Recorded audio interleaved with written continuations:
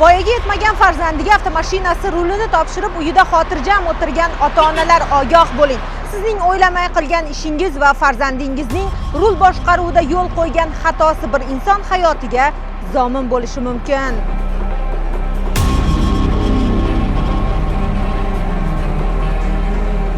May kuni soat taxminan 16lar chamasi Qo'qon shahridagi Tolzor mahallasi hududidan o'tgan ko'chada yo'l transport hodisasi sodir bo'lgani haqida xabarlar tarqaldi. Ma'lum bo'lishicha, ushbu avtohalokat oqibat xunuk yakunlangan. Voyaga yetmagan 2010-yilda tug'ilgan fuqaro hech qanday hujjatlarsiz boshqargan Malibu rusumli avtomashina piyodalar o'tish joyida harakatlanayotgan 3 nafar shahardagi 23-maktabning 3-sinf o'quvchilarini urib yuborgan.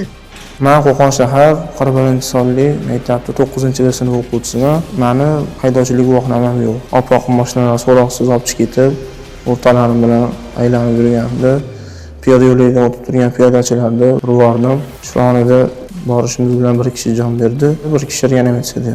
Ganishim nafsdaman, hech kimga javob bo'lmaydi. Qo'qon shahar Amir Temur ko'chasida voyaga yetmagan shaxs haydovchilik guvohnomasiga ega bo'lmagan holatda Malibu rusumli transport vositasini boshqarib ketayotib, ushbu ko'chadagi tartibga solinmagan piyodalar o'tish joyidan yo'lni kesib o'tayotgan 3 nafar voyaga yetmagan, ya'ni 10 yoshli maktab o'quvchilarini urib yuborgan. Natijada dastlabki ma'lumotlarga ko'ra, ushbu fuqarolarning bir nafari shifoxonada vafot etgan, 2 nafariga esa tibbiy yordam ko'rsatilgan. Shu o'rinda ota-onalarga eslatib o'tmoqchimiz, ko'rib turganingizdek, voyaga yetmagan shaxslarning transport vositasini boshqarishi ayanchli yakunlanishi mumkin.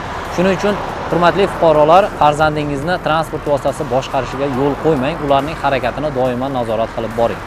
Voyaga yetmagan, haydovchilikni kimdandir yo'l-yo'lakay o'rganib, rul boshqaruvini qo'lga olgan o'zboshimcha bola va unga bilib yoki bee'tiborlik qilib transport vositasini ishonib topshirgan ota-onaning xatosi tuzatib bo'lmas, bir umrlik pushaymonga sabab bo'ldi. Bir oilaning beg'ubor, hali hayotga to'ymagan, orzulari osmon qizalog'i endi tiriklar orasida yo'q. 2 nafar jabrlanuvchi bo'lgan maktab o'quvchilari kasalxonada dard bilan kurashmoqda. Holat esa shu kunning o'zida mas'ul tashkilotlar tomonidan nazoratga olingan. Ushbu holat yuzasidan Qo'qon shahar Ichki ishlar bo'limi tomonidan Jinoyat kodeksining 266-moddasiga asosan jinoyat ishi qo'zg'atilib, hozirda tergovga qadar tekshiruv harakatlari olib borilmoqda. Shu o'rinda eslatib o'tmoqchimiz, amaldagi qonunlarimizda voyaga yetmagan farzandiga avtomashina boshqaruvini ishonib topshirgan yoki ularni nazoratsiz qoldirgan ota-onalarga ham javobgarlik masalasi belgilangan. Javobgarlik masalasi bir tomon, ammo bunday holatda sodir bo'lishi mumkin bo'lgan yo'l transport hodisasi nafaqat boshqalar, balki o'zingizni ham bir umr farzand dog'ida qoldirishi mumkin. Maftuna Mamasdik va Abdulloh Rashidov, Ruxsor News informatsion dasturi uchun maxsus.